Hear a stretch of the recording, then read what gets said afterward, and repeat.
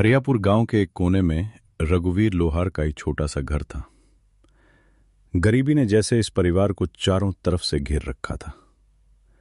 सुबह की हल्की धूप के साथ ही रघुवीर अपने औजार उठाकर काम पर निकलने की तैयारी कर रहा था। कब तक ऐसा चलेगा रघु? हर रोज सुबह उम्मीद लेकर जाते हो और शाम को खाली हाथ लौट आते हो। पूरे गांव में सबसे बुरी हालत हमारी ही क्यों है? क्या करूं राधा, मेरी किस्मत ही फूटी हुई है। जब भी लगता है सब ठीक होगा, कुछ न कुछ ऐसा हो जाता है कि सब फिर से बिगड़ जाता है। रघुवीर की बातों में दर्द साफ झलक रहा था। तभी उनका 10 साल का बेटा रतन दौड़ता हुआ आया। पिताजी, मेरे मन में कई दिनों से अच्छा खाना खाने की इच्छा हो रही है।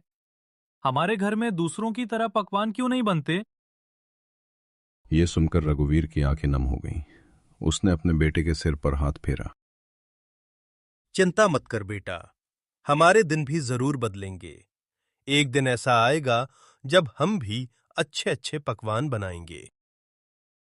लेकिन पिताजी, जब पड़ोस की ताई अम्मा के घर से पकवान की खुशबू आती है ना, तो मैं खींचा चला जाता हूँ। राधा की आंखों से आंसू बहने लगे। गरीबी का दर्द उस घर की हर सांस में बस चुका था। रघुवीर चुपचाप अपने औजार उठाकर गांव के चौराहे पर बनी अपनी लोहार की दुकान की ओर चल पड़ा। लेकिन उस दिन उसकी भट्टी से पहले ही उसका हौसला बुझ चुका था। हे भगवान, और कितनी परीक्षाएं लोगे मेरी। आज भी एक भी ग्राहक नहीं आया। घर में राधा और रतन मेरा इंतजार कर रहे होंगे, लेकिन मैं उनके लिए कुछ भी नहीं ले जा पाया। तभी गांव का मुखिया वहां आ पहुंचा। उसके चेहरे पर हल्की मुस्कान थी। अरे रघुवीर, क्या हुआ? आज तुम्हारे हाथों में पहले जैसा जोर नहीं दिख रहा। लगता है मन बहुत परेशान है। क्या बताऊं मुखिया जी, मेहनत तो बहुत करता हूं, लेकिन किस्मत मेरा साथ नहीं देती। तभी वहां गांव का बाली नाम का आदमी भी आ गया। वो ऐसा इंसान था जिसे दूसरों के दुख में भी मजा आता था। बाली, मुखिया जी, मैं तो कहता हूं इस रघुवीर को गांव से निकाल देना चाहिए। इसकी मनहूस किस्मत का असर पूरे गांव पर पड़ रहा है। मुखिया पहले तो चौंका, लेकिन फिर जोर से हंसने लगा। दोनों हंसते हुए वहां से चले गए, लेकिन उनकी हंसी रघुवीर के दिल में तीर की तरह चुभ गई। रघुवीर आसमान की ओर देखने लगा। हे भगवान, क्या मैंने अपनी किस्मत खुद लिखी थी? मैंने कभी किसी का बुरा नहीं किया, फिर मेरे साथ ही ऐसा क्यों हो रहा है? उसकी आंखों में आंसू आ गए। उसके हाथ से हथौड़ा जमीन पर गिर गया। उस दिन भट्टी से पहले ही उसका हौसला बुझ चुका था। शाम को रघुवीर थका हारा अपने घर पहुंचा। क्या हुआ रघु? आज इतने उदास क्यों हो? आज भी दुकान पर कोई ग्राहक नहीं आया, और ऊपर से मुखिया और बाली मेरी किस्मत पर हंसते रहे। राधा चुप हो गई। घर में गहरी खामोशी छा गई। अगली सुबह राधा ने धीरे से कहा, रघु, गांव की दुकान से थोड़ा सामान उधार ही ले आओ। घर में खाने के लिए कुछ भी नहीं बचा। नहीं राधा, मैं कल ही गया था। दुकानदार पहले पुराना उधार मांग रहा था, अब मुझे वहां जाते हुए शर्म आती है। यह कहते हुए रघुवीर का दिल टूट गया। वो बिना कुछ बोले घर से निकल पड़ा। इस बार वो अपनी दुकान की ओर नहीं, बल्कि जंगल की ओर जा रहा था। उसके मन में एक ही ख्याल घूम रहा था, क्या मेरी जिंदगी का यही अंत है? रघुवीर गांव की सीमा पार कर जंगल की ओर बढ़ गया। उसे नहीं पता था कि आज उसकी जिंदगी बदलने वाली है, और इसी जंगल में उसकी मुलाकात होने वाली थी एक रहस्यमयी साधु से। रघुवीर धीरे धीरे जंगल की गहराई में चलता जा रहा था। चारों ओर घना अंधेरा और डरावनी खामोशी थी। पेड़ों के बीच से आती हवा की आवाज भी जैसे किसी रहस्य का संकेत दे रही थी। रघुवीर थक चुका था। उसके कदम अब जवाब देने लगे थे। वो एक बड़े पेड़ के नीचे बैठ गया और आसमान की ओर देखने लगा। मैं मर्द हूं, इसीलिए किसी के सामने रो नहीं सकता। अगर राधा और रतन मुझे रोते देख लेते तो उनका मन टूट जाता। हे भगवान, तू मेरी कितनी परीक्षा लेगा? तभी अचानक जंगल की खामोशी को चीरती हुई एक तेज आवाज सुनाई दी। कोई है? कोई मेरी मदद करो। रघुवीर चौंक कर खड़ा हो गया और आवाज की दिशा में दौड़ पड़ा। कुछ ही दूर उसे एक साधु जमीन पर गिरे हुए दिखाई दिए। साधु महाराज, आपको क्या हुआ? बेटा, मैं राज की ओर जा रहा था, लेकिन रास्ते में मेरे पैर में जोर की मोच आ गई। कई दिनों से यहां पड़ा हूं, मुझे बहुत प्यास लगी है। अगर जल्दी पानी नहीं मिला तो मैं बच नहीं पाऊंगा।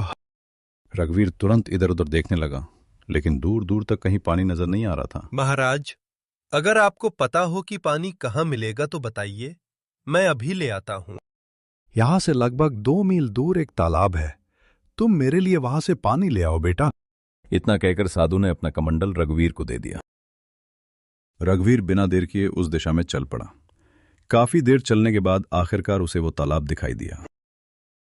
तालाब बिल्कुल शांत था, लेकिन उसके चारों ओर एक अजीब सा डरावना माहौल था। अचानक पानी से धुआं उठने लगा और धीरे धीरे वो धुआं एक भयानक औरत के रूप में बदल गया। तेरी हिम्मत कैसे हुई इस तालाब से पानी लेने की? ये देखकर रघुवीर के शरीर में डर की लहर दौड़ गई, लेकिन फिर भी उसने हिम्मत जुटाई। मुझे नहीं पता था कि ये तालाब तुम्हारा है, मुझे माफ कर दो। मैं इस तालाब की रक्षक दायन हूँ। अगर तुझे ये जल चाहिए तो मेरी एक पहेली का उत्तर देना होगा। रघुवीर कुछ पल के लिए सोच में पड़ गया। एक ओर साधु की प्यास और दूसरी ओर मौत का डर। अगर उत्तर गलत दिया तो इसी तालाब में डुबोकर तुझे मार दूंगी। कुछ क्षण की चुप्पी के बाद रघुवीर ने दृढ़ आवाज में कहा, मैं यहां से पानी लिए बिना नहीं जाऊंगा। मैंने साधु महाराज से वचन दिया है और मैं अपना वचन नहीं तोड़ूंगा। एक घर ऐसा जो हर दिशा में खुला हो, जिसमें उजाला हो लेकिन न खिड़की हो, न दरवाजा, न दीवार, फिर भी उसमें पूरा संसार समा जाए। बताओ वो क्या है? रघुवीर ने अपनी आंखें बंद कर ली। कुछ क्षण गहरी सोच के बाद उसने जवाब दिया, रघुवीर, तुमने मेरी मदद की है, इसलिए मैं तुम्हें ये मायावी हिरन भेंट करता हूं। लेकिन महाराज, मैं इस हिरन का क्या करूंगा? इसे अपने घर ले जाओ और अपनी बेटी की तरह पालना। याद रखना, ये हिरन तुम्हारी किस्मत बदल देगा। रघुवीर को साधु की बातें समझ नहीं आई, लेकिन उसने सम्मान से सिर झुका लिया। मैं जानता हूं कि तुम एक सच्चे और मेहनती इंसान हो। तुम्हारे मन में लालच नहीं है और तुम हमेशा दूसरों की मदद करते हो। इतना कहकर साधु धीरे धीरे वहां से गायब हो गए, जैसे वे कभी थे ही नहीं। रघुवीर उस सुंदर हिरन को लेकर अपने घर की ओर चल पड़ा। उसके दिल में अब एक नई उम्मीद जाग चुकी थी। जैसे ही वो घर पहुंचा, राधा ने उसे देखकर आश्चर्य से पूछा, अरे रघु, ये हिरन तुम्हें कहाँ से मिला? रघुवीर ने पूरी कहानी राधा को सुना दी। हमारे घर में तो खाने के लाले पड़े हैं। अगर साधु महाराज को कुछ देना ही था तो धन देते, ये हिरण क्यों दे दिया? तभी उनका बेटा रतन दौड़ता हुआ आया। पिताजी, ये हिरण कितना सुंदर है। अब मैं इसके साथ खेलूंगा। रतन खुशी खुशी हिरन को लेकर बाहर खेलने चला गया। उसे देखकर पहली बार उस गरीब घर में मुस्कान आई थी। लेकिन रघुवीर को यह बिल्कुल नहीं पता था कि यही हिरण एक दिन उसकी किस्मत बदलने वाला है। कुछ ही दिनों में वो सुंदर हिरण रघुवीर के परिवार का हिस्सा बन गया। रतन दिन भर उसके साथ खेलता और राधा भी धीरे धीरे उससे जुड़ने लगी। लेकिन उस हिरण की सुंदरता इतनी अद्भुत थी कि जो भी उसे देखता बस देखता ही रह जाता। उसकी चमकती आंखें और सोने जैसी त्वचा पूरे गांव में चर्चा का विषय बन गई थी। एक सुबह जब रघुवीर अपनी दुकान जाने की तैयारी कर रहा था, तभी गांव का जमींदार उसके घर आ पहुंचा। जमींदार साहब, आप मेरे घर? जमींदार, हाँ रघुवीर, आज मैंने तुम्हारे बेटे को एक हिरन के साथ खेलते देखा। वो हिरन बहुत सुंदर है और मुझे जानवरों को रखने का बड़ा शौक है। जमींदार की नजर उस हिरन पर टिक गई। मैं वो हिरन खरीदना चाहता हूं। तुम जितनी कीमत मांगोगे मैं दूंगा। राधा ये सुनकर चुपचाप रघुवीर की ओर देखने लगी। माफ कीजिए जमींदार साहब, मैं ये हिरन नहीं बेच सकता। क्या? मैं तुम्हें अच्छी कीमत दे रहा हूं। ये हिरन मुझे एक जमींदार साधु का चेहरा महाराज ने गुस्से भेंट से किया। लाल हो गया। ठीक है, तुमने अच्छा मौका खो दिया। इतना कहकर वो गुस्से में वहां से चला गया। जमींदार के जाते ही राधा ने चिंता भरी नजरों से रघुवीर की ओर देखा। राधा, आपने ये क्या किया रघु? अगर हम वो हिरण बेच देते तो हमारी गरीबी दूर हो सकती थी। राधा, मुझे नहीं पता क्यों, लेकिन इस हिरन से मुझे बहुत लगाव हो गया है। और फिर साधु महाराज ने कहा था कि इसे बेटी की तरह पालना। राधा चुप हो गई, लेकिन उसके मन में चिंता अभी भी थी। व्यापारी, अरे भाई, ये हिरन तो बहुत कीमती है। मैं तुम्हें इसके बदले ढेर सारा धन दूंगा। माफ कीजिए, मैं इसे नहीं बेच सकता। तुम जैसे गरीब लोग हमेशा गरीब ही रहते हैं। जब किस्मत दरवाजा खटखटाती है तो तुम लोग दरवाजा ही नहीं खोलते।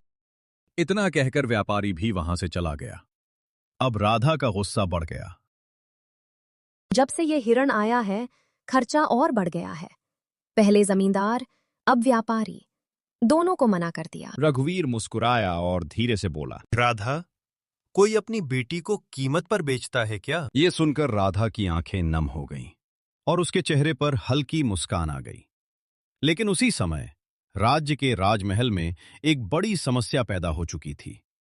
राजा विक्रम की इकलौती पुत्री राजकुमारी चंद्रलेखा एक अजीब बीमारी से बेहोश पड़ी थी और उसका इलाज सिर्फ एक मायावी हिरण से ही हो सकता था। किशोर नगर के विशाल राजमहल में उस समय उदासी छाई हुई थी। महल के अंदर हर कोई चिंतित था क्योंकि राजा की इकलौती पुत्री कई दिनों से बेहोश पड़ी थी। राजा विक्रम अपनी 20 वर्ष की पुत्री राजकुमारी चंद्रलेखा के पास खड़े थे।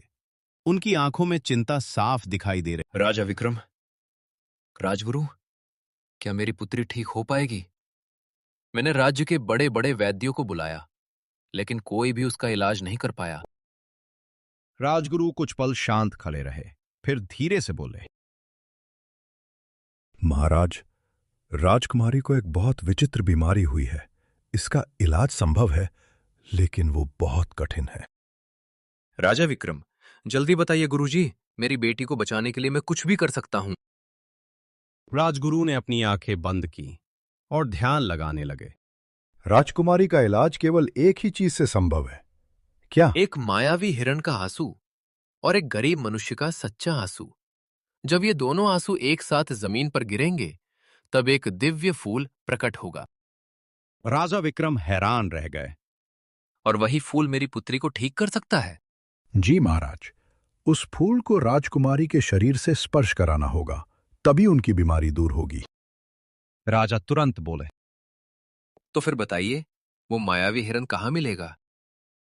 राजगुरु ने गहरी सांस ली।